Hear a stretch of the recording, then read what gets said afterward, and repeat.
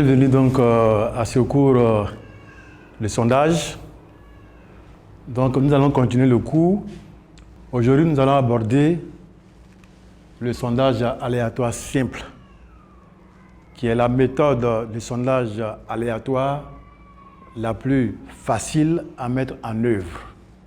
Donc nous allons voir son principe et comment on calcule les indicateurs, notamment les estimateurs de moyenne, de total et de proportion.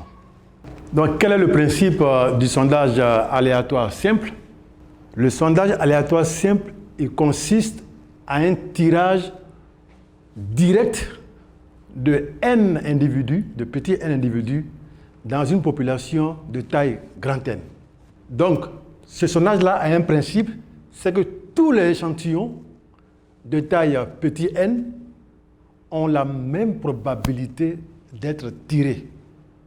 Et le sondage va être l'observation de l'un de ces échantillons. Par exemple, si on note donc Sn, donc la taille donc, de notre échantillon, de taille n, la probabilité donc d'observer cet échantillon-là, c'est égal à 1 sur Cnn, où Cnn est la combinaison de petit n dans grand n éléments. Voilà. Donc 1 parce qu'on va observer un échantillon dans Cnn. Donc la probabilité de choisir donc un individu I est égale à Cn-1, n-1 sur Cnn. Donc par élimination, ça donne petit n sur grand N. Donc on en déduit que dans un sondage aléatoire simple, les individus ont tous la même probabilité d'être tirés. Et cette probabilité-là vaut petit n sur grand N. Voilà comment ça fonctionne. Maintenant, une fois qu'on a tiré donc notre échantillon, donc on va sur le terrain, on collecte les données, donc on fait l'enquête. Après, maintenant, on vient au bureau, on fait les saisies, les appuiements et autres. Mais n'oublions pas, nous l'avons dit en introduction, que le but du sondage, c'est de pouvoir obtenir des estimateurs au niveau de la population tout entière. Et généralement, on cherche à estimer des moyennes, comme à noter grand Y bar, ou à estimer des totaux, par exemple le revenu total, la superficie totale cultivée en riz, en maïs, ou encore des proportions.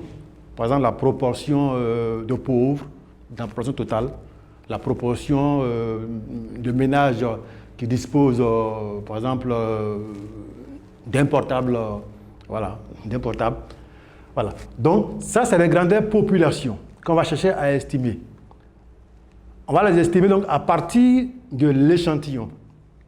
Donc, on montre par des calculs statistiques que la moyenne empirique, donc la moyenne donc, de l'échantillon, est un estimateur sans biais de la moyenne population. Ça, c'est un des résultats vraiment assez intéressants du sondage aléatoire et simple. De là, on va donc tirer l'estimateur du total, grand T chapeau. Donc, comme on connaît la valeur individuelle moyenne de chaque individu, donc la valeur donc individuelle, donc il suffit de multiplier donc la valeur individuelle par grand N pour avoir donc le total. Donc le T chapeau est donc égal à la somme de grand N sur petit n que multiplie YI. Et ce ratio-là, grand N sur petit n, on l'appelle la pondération ou le coefficient d'extrapolation. C'est-à-dire que chaque individu de l'échantillon représente grand N, petit n individus de la population. Donc c'est pourquoi on pondère sa valeur par ce coefficient-là. Parce qu'on s'est dit que les individus comme lui, il y en aura grand N sur petit n dans la population. Donc c'est pourquoi donc, on multiplie pendant l'estimateur. Donc, quand on a les estimateurs, il faut toujours calculer les variances. Les variances, ça mesure la précision de l'estimateur. Un sondage, ce n'est pas de la divination, c'est un calcul statistique. Donc, il faut toujours savoir quelle est la précision qui est attachée à vos estimateurs. Et on montre que la variance de la moyenne est égale donc à 1 moins f sur s carré sur n, où s carré est la variance de y dans la population. Et cette variance-là, vous voyez qu'elle dépend de s carré, qui est inconnu. Donc s carré étant inconnu, parce que s carré porte sur la variance de la population. Donc on ne la connaît pas. Donc on va donc l'estimer aussi à partir d'échantillons. Donc on l'estime par petit s. Donc v chapeau donc de y bar est donc égal à 1 moins f s carré sur n. Et f ici, c'est petit n sur grand N, voilà, qu'on appelle aussi le taux de sondage. Donc ça, c'est la formule donc, de la moyenne. Pour le total, c'est simple. Voilà, donc en vertu de cette formule-là, T chapeau égale à N Y bar, donc la variance s'obtient en faisant donc N carré fois la variance de Y bar. Et donc, quand on remplace, donc on obtient ce qui est ici. Et cette variance-là aussi, elle dépend d'une grandeur population qui est S carré.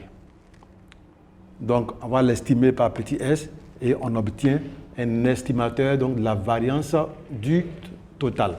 Dans les deux formules, vous voyez que la précision des estimateurs, donc que ce soit le total ou la moyenne, la précision dépend de deux grandeurs, notamment la taille de l'échantillon, le petit n. Vous voyez que le petit n intervient ici et intervient également ici. Il intervient aussi dans le petit f. Donc, lorsque la taille de l'échantillon augmente, la variance diminue. Intuitivement, c'est logique, parce que quand le n augmente, on tend vers un recensement. Donc, la marge d'erreur est théoriquement nulle pour un recensement. Donc, c'est pourquoi la variance diminue lorsque le n augmente. Les variances dépendent également de S carré, qui est la variance de la variable d'intérêt dans la population. Donc, qui mesure un peu le degré d'homogénéité ou d'hétérogénéité de la population. Donc, plus la population est homogène, la variance est petite. Quand elle est hétérogène, la variance devient importante.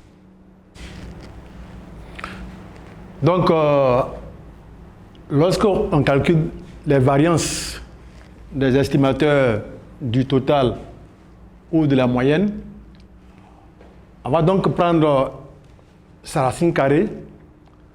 Comme ça, on va obtenir ce qu'on appelle l'écart type ou encore l'erreur type. Donc, en sondage, on parle plus d'erreur type. Voilà, pour dire que c'est une estimation qui est entachée quand même d'une certaine erreur. Et à partir mais l'erreur type, tout comme la variance, sont exprimées dans la même unité que la variable. Donc, ce qu'on va faire, on va donc calculer une erreur type relative au coefficient de variation, donc qui va être le ratio de l'écart type rapporté à la moyenne.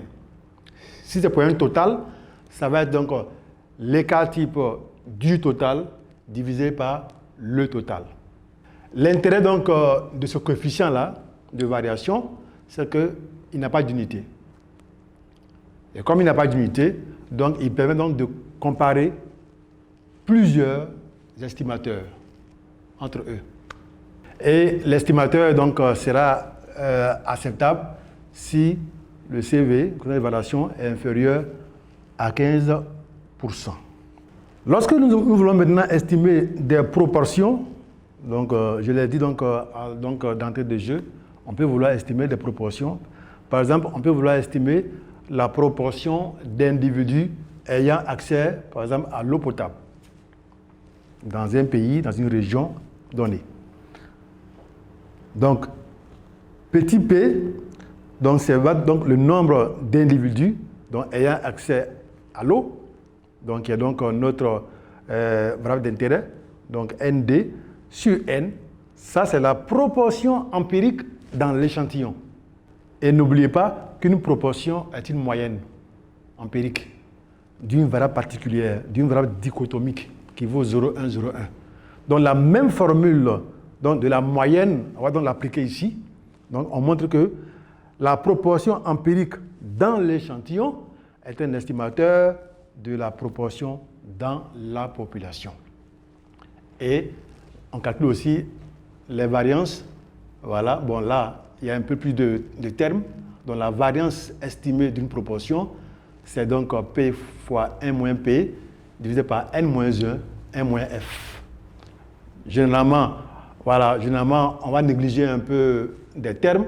Lorsque donc, le taux du sondage, donc le ratio N sur grand N, est très faible, on va donc négliger ce facteur-là. Et puis le N-1, bon, il n'y a pas trop d'écart entre N et N-1. Donc, on va donc privilégier cette formule-là. La variance estimée de P, c'est P fois 1 moins P sur petit n. Maintenant, nous allons voir l'estimateur d'un ratio. Voilà un paramètre d'intérêt qu'on retrouve dans beaucoup d'études. C'est les ratios. Exemple de ratio, nous avons le rendement d'une culture. Vous voyez? Donc, c'est la production divisée par la superficie. Vous voyez? C'est le rapport des deux grandeurs. Par exemple, si on est maintenant en économie, le taux d'investissement. Le taux d'investissement, c'est l'investissement divisé par le PIB. Si on va donc dans une enquête ménage, niveau de vie, on peut vouloir estimer la part des dépenses alimentaires dans le budget total des ménages. En ce moment-là, ce ratio-là, c'est les dépenses alimentaires divisées par la dépense totale du ménage. Et donc, comment on estime ce genre de ratio-là? Qu'il faut intervenir deux agrégats. Donc, de manière générale, un ratio, c'est donc le rapport de deux agrégats. Donc, Y bar sur X bar, où ces deux agrégats-là sont mesurés au niveau population. Mais comme on le dit, on ne connaît pas ces deux agrégats. Donc, on va les estimer. Donc, on estime donc ce ratio-là par le ratio des moyennes empiriques. Donc, petit Y bar sur petit X bar. Attention, ce n'est pas le ratio pour chaque individu et on fait la moyenne empirique. Non, ce n'est pas la moyenne empirique des ratios. Donc, ce n'est pas la même chose que de faire la moyenne empirique des ratios. Souvent on le voit. Voilà. Lorsqu'on veut calculer, par exemple, le rendement des cultures, on peut vouloir faire le rendement de chaque parcelle et puis à la fin, on fait une moyenne. Non, ce n'est pas de ça qu'il s'agit. C'est plutôt le ratio des moyennes, la production et la superficie. Par exemple, ici, nous allons prendre un exemple. Nous voulons calculer le taux d'investissement. Le taux d'investissement. Donc, nous avons aussi plusieurs pays. On va dire N pays ici. On peut vouloir, donc ici, on a les taux d'investissement par pays. On peut vouloir faire le taux d'investissement moyen de 2000 à 2023, donc sur la période, ou bien le taux d'investissement de l'ensemble des pays du panel pour chaque année. Donc, ce que certains font habituellement, mais c'est quoi? On ferme les yeux et on fait la moyenne. Donc, on fait la somme et on divise par le nombre de pays, comme ça. Et puis, quand il s'agit donc d'avoir le taux moyen sur la période, on fait également la somme et on divise par le nombre de périodes et on pointe. En réalité, ce n'est pas tout à fait correct. Oui. Si vous voulez avoir le taux moyen d'investissement sur la période 2000-2023, il ne s'agit pas de faire la moyenne des taux année par année, c'est plutôt de calculer, comme c'est un ratio d'investissement sur production, donc qu'est-ce que vous devez faire? Vous devez calculer, vous faites la somme des investissements de 2000 à 2023 que vous divisez par la somme de la production de 2000 à 2023. Voici le ratio. Voilà. Vous voyez? Donc, vous cumulez l'investissement total sur la période. Si vous voulez, si vous divisez par le nombre de périodes, bon, ça va donner la moyenne en haut. Hein. Bon, mais ce n'est pas nécessaire. Voilà. Sinon, on peut diviser par T ici, diviser par T là, pour avoir la formule qui est là. Donc, on a moyenne sur moyenne. Mais comme bon, c'est constant, donc on peut ne pas diviser par T. Donc, vous cumulez les investissements sur la période, et puis après, vous cumulez encore la production sur la période, et vous divisez. Si vous voulez faire pour le panel chaque année, au lieu de prendre la moyenne qui est là, la somme divisée par le nombre de pays, qu'est-ce que vous faites? Vous additionnez encore les investissements, et puis vous divisez par la production. Voilà, c'est ce que la formule dit. Donc ça, c'est l'estimateur du ratio. Ce que vous venez de voir, c'est ce qu'on appelle l'estimation ponctuelle. C'est-à-dire là, vous donnez une estimation, une approximation des paramètres population. Mais n'oubliez pas qu'un sondage se fait à partir d'un échantillon qu'on a tiré de manière aléatoire. Donc si on refait le tirage, on aura un autre échantillon. Donc une autre estimation qui peut ne pas être identique à ce qu'on a. Donc si on refait 100 enquêtes par sondage, on va avoir 100 estimations des paramètres population.